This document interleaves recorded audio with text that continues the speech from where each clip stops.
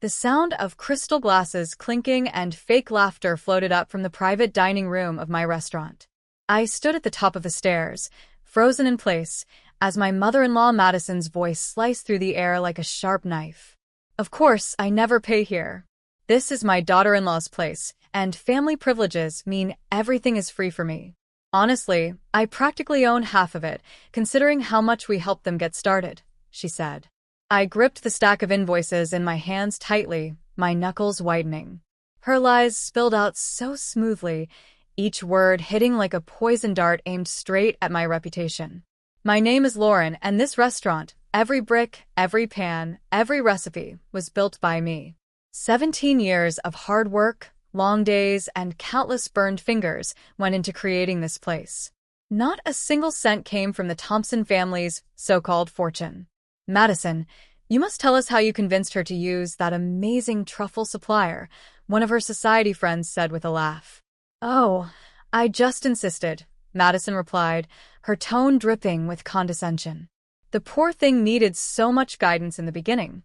Honestly, she still does. The invoices crumpled in my fists as their laughter echoed louder, followed by the unmistakable pop of another champagne bottle, my most expensive vintage, no doubt.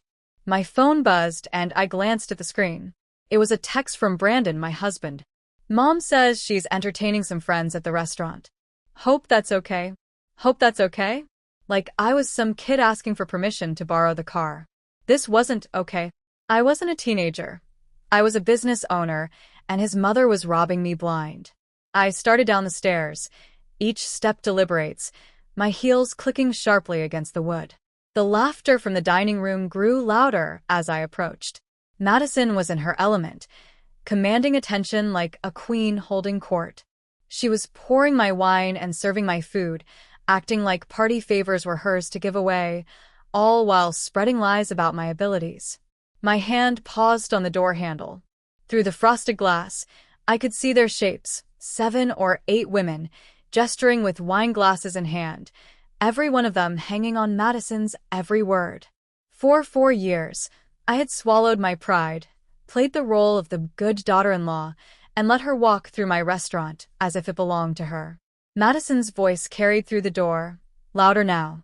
It's a good thing I'm here to maintain standards. Left to her own devices, her words trailed off, but I had heard enough. My patience had reached its limit. I pushed the door open, and the room went silent. Every head turned to look at me. Madison's perfectly painted smile stayed in place, but her eyes turned cold and sharp. Lauren, darling, she said sweetly, I was just telling everyone about our little restaurant. Our little restaurant. Something inside me snapped. It wasn't loud or dramatic, but it was final, like a string stretched too tight finally breaking. Actually, Madison, I said, keeping my voice steady even though anger burned in my chest, I think it's time we talk about exactly whose restaurant this is. I slammed our bedroom door so hard that the wedding photo on the wall fell, the frame cracking right down the middle, splitting between Brandon and me. Somehow it felt fitting. You're being completely unreasonable. Brandon's voice came through the door. Mom was just trying to be social. She brings valuable connections to the restaurant. Valuable connections? I yanked the door open and faced him. Your mother just cost me $4,000 in wine and food tonight. And that's not even counting the damage she's doing to my reputation. Brandon stood there in a wrinkled t-shirt, his shoulders slumped like they'd been since he lost his job 4 months ago. She's trying to help, Lauren, he said. You know how influential her friends are in the restaurant world. Helps. I laughed bitterly. By telling everyone she basically owns my restaurant? That I can't make decisions without hers? That's not what she meant, he said quickly. Then what did she mean, Brandon? Please explain to me how your mother spreading lies about my business is supposed to help me. He ran his hands through his hair, a habit so familiar it made my chest ache. You're taking this too personally. Mom's just proud of what we've built. We. The word hit me like acid. What exactly have you built, Brandon? Or your mother? Because I'm the one who worked double shifts for 17 years to save up. I'm the one who created every recipe, hired every staff member, and solved every crisis while you were sitting at your cushy corporate job. His face darkened, and his voice was cold. That's a low blow, Lauren. You know, I'm trying to find a job, are you? Because your mother told her friends you're taking a sabbatical to explore new opportunities. Is that what we're calling it now? I said, my voice sharp. Stop attacking my mother, Brandon shouted, slamming his fist into the wall. The sudden dent in the drywall shocked us both into silence. I grabbed my laptop from the bed. You know what? I'm going to the restaurant. I need to fix the mess your mother made today. Lauren, wait. And starting tomorrow, your mother pays full price like everyone else. If she doesn't like it, she can take her little social gatherings somewhere else. You can't do that to her, he protested. I stopped at the doorway and turned to face him. After 13 years of marriage, he suddenly felt like a stranger. Watch me, I said coldly. If you do this, he said quietly, you're choosing business over family. No, Brandon, I replied. I'm choosing self-respect over manipulation. Maybe you should try it sometime. Without waiting for a response, I walked out, my heels clicking against the hardwood floor like a countdown. In the car, I pulled up the restaurant's security camera feed on my phone. Madison's society friends were already posting about their free lunch on social media, tagging the restaurant. Each notification felt like another nail in the coffin of my marriage. My phone buzzed. A text from my friend Cheryl. Wine emergency at my place. Come now. For once, running away felt like the only sane option. At Cheryl's, the harsh light of her laptop glowed across the kitchen counter. She pulled up her husband Timothy's bank statements, her fingers scrolling through them quickly. My hands shook as I clutched my third glass of wine. Holy, Cheryl whispered, stopping on a screen. Look at these transfers to Madison's personal account. They're huge. I leaned closer, my chest tightening. And look at the dates, she added. Right after Brandon lost his job. Does Timothy know? I asked, dread pooling in my stomach. No, she said. He trusts her completely. I swallowed hard, the wine now tasting bitter. Just like Brandon trusts her. Cheryl highlighted another transaction. $250,000 in the last 4 months alone. What is she even doing with all this money? My phone buzzed again, another Instagram notification. It was Madison, posing at a charity gala, dripping in new jewelry. The caption read, supporting local artists while maintaining standards of excellence. Maintaining standards, I muttered bitterly, feeling the weight of betrayal settle deeper in my chest. I muttered, showing Cheryl the post. That's her favorite line lately, usually right before she tells me how to run my restaurant. Lauren, Cheryl said, her voice serious. You have to tell Timothy. And destroy my marriage? I shook my head. Brandon will never forgive me. Your marriage? Cheryl slammed the laptop shut. Honey, your marriage ended the moment Brandon chose his mom's lies over your truth. The doorbell rang. Cheryl checked her phone and swore. That's probably Kevin with the kids. I forgot he's dropping them off early. I should go anyway, I said, steadying myself against the counter. I need to check on the restaurant. Wait, Cheryl said, grabbing my arm. Promise me you'll think about telling Timothy. This isn't just about your restaurant anymore. Madison is stealing from her own husband. I'll think about it, I mumbled. Outside, I fumbled with my car keys, my hands trembling. My phone buzzed with a text from Brandon. Mom's upset about what he said. We need to talk. Before I could reply, another notification popped up, a review of my restaurant, posted an hour ago. My heart sank when I saw the name, Andrew Tate, the city's most influential food critic. I hadn't even known he'd been there tonight. The review was scathing. While Carter shows promise, it suffers from inconsistent standards and unclear vision. One wonders if the recent rumors of family interference. I didn't finish reading. Madison's voice echoed in my head, maintaining standards. The timing couldn't be a coincidence.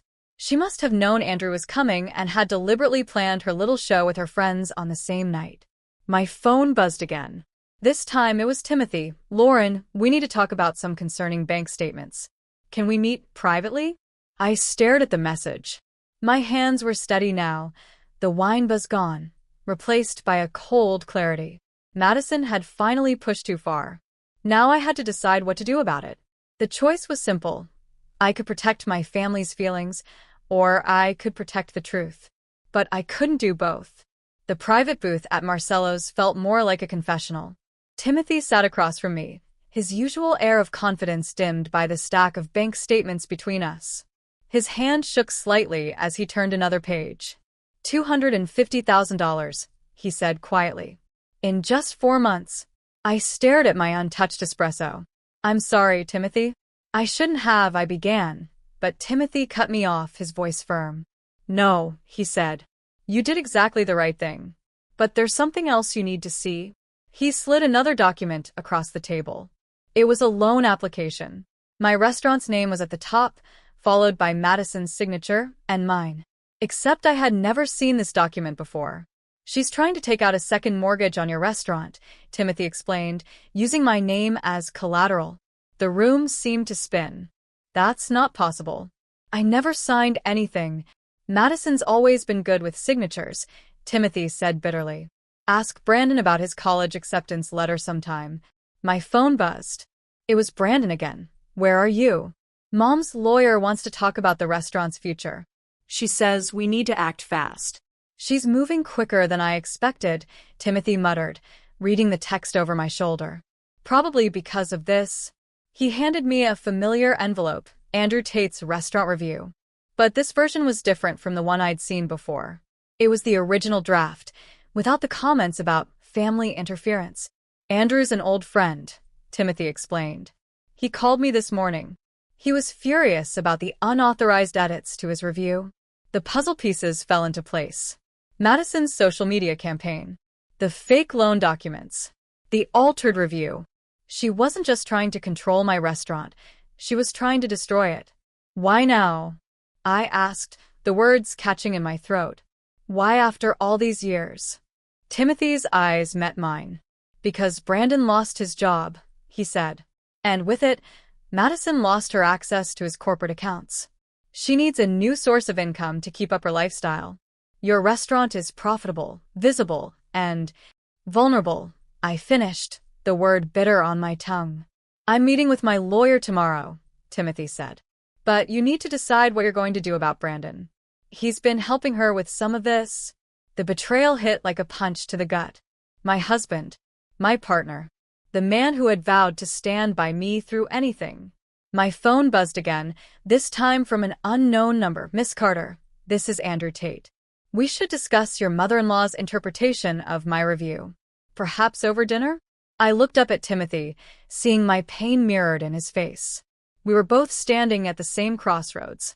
Protect the people we loved or protect the truth. I need to make some calls, I said, standing up. Starting with my lawyer. Timothy nodded. Some bridges, once burned, light the way forward, he said quietly.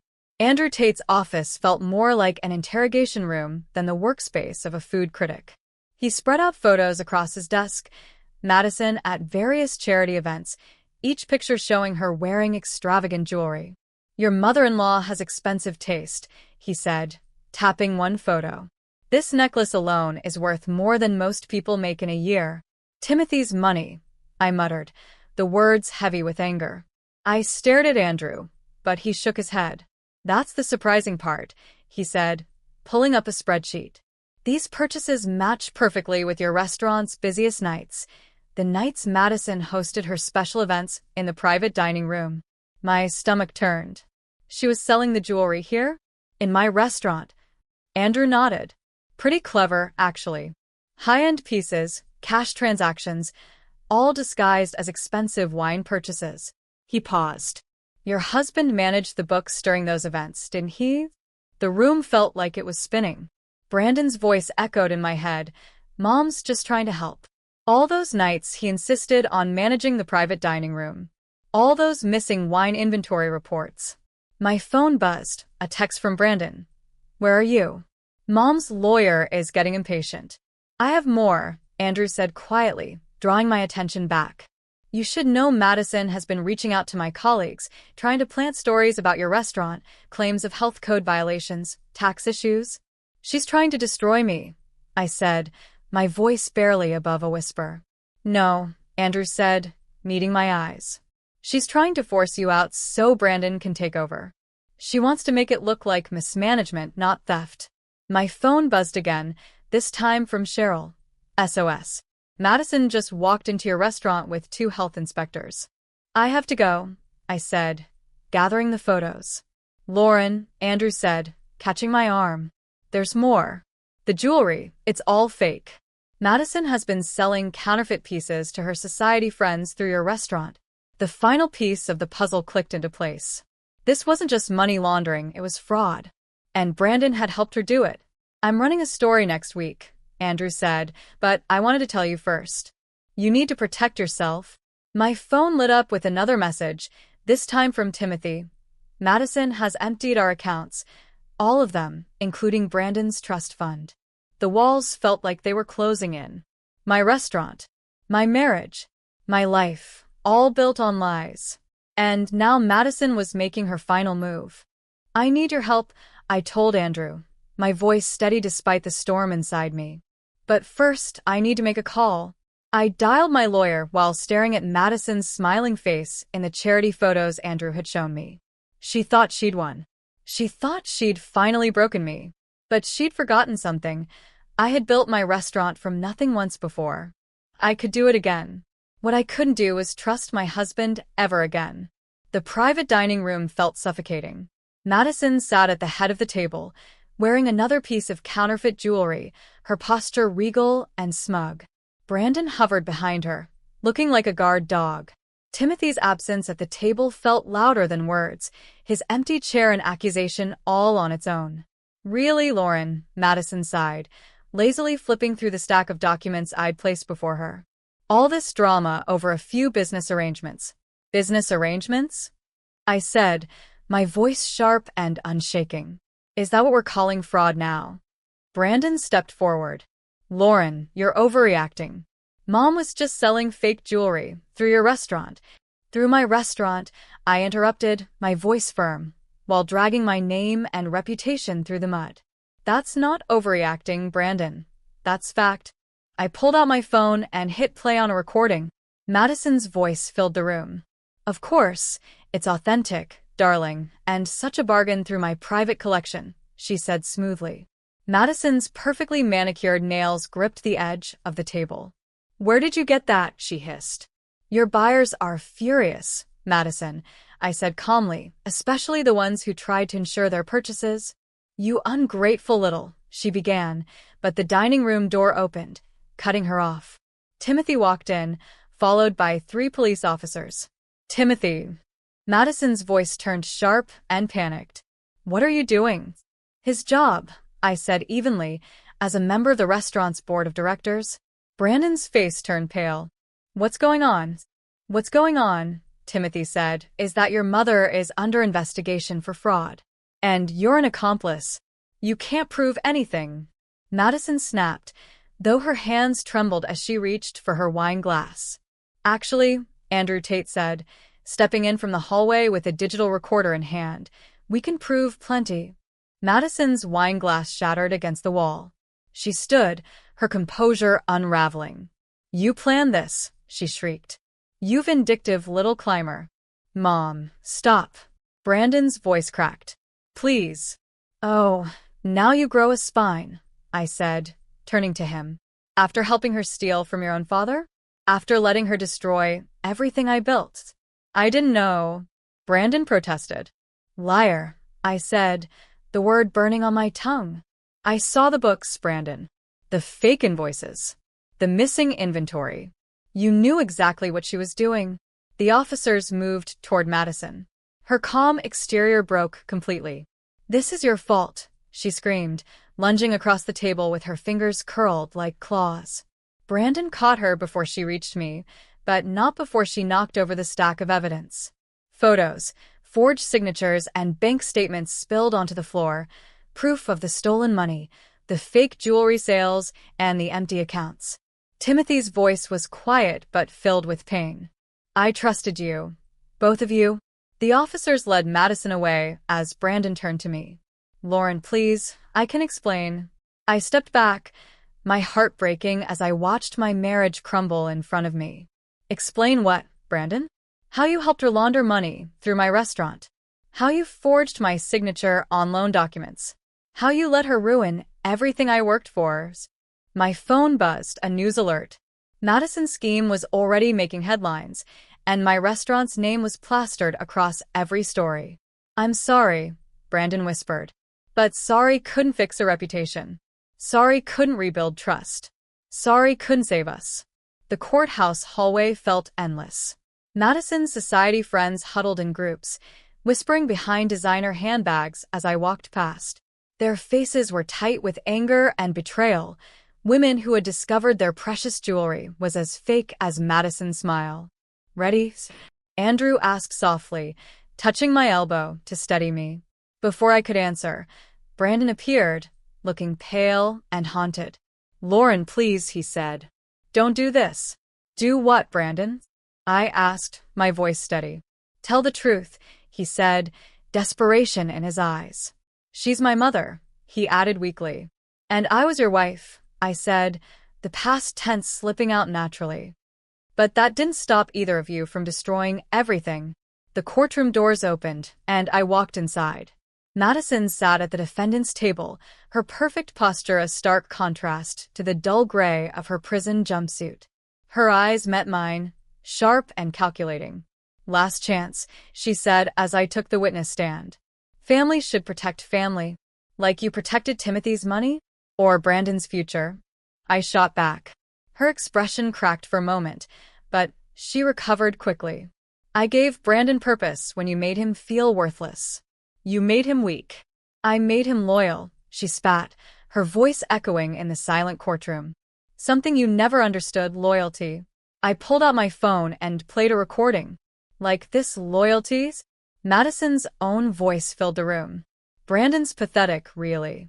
So desperate for mommy's approval, he'll sign anything. Just like his father. The color drained from Brandon's face. Madison's mask shattered. She lunged forward, but her lawyer grabbed her arm and held her back. That's not, I never, she stammered. Your Honor, Andrew stood, holding a stack of documents. I'd like to submit evidence of similar recordings, showing Mrs. Thompson's systematic manipulation of her son and her victims. Madison's composure disintegrated. You're ruining everything, she screamed. All my work. My reputation. Your reputation, one of her former friends stood up, her voice shaking with anger. What about our reputations? Our money? The courtroom erupted into chaos. Through it all, I watched Brandon, my husband of 13 years, sitting silently, his face pale. For the first time, he looked like he truly saw his mother for who she was. I'm sorry, he mouthed, not to Madison but to me. The judge's gavel cracked through the noise like thunder. Order.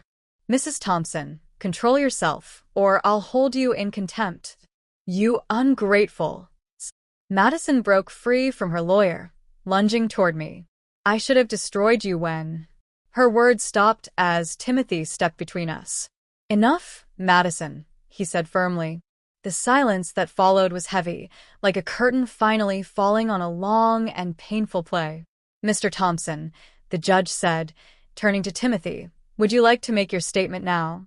Timothy straightened his tie, looking every inch the respected businessman he was. Yes, Your Honor.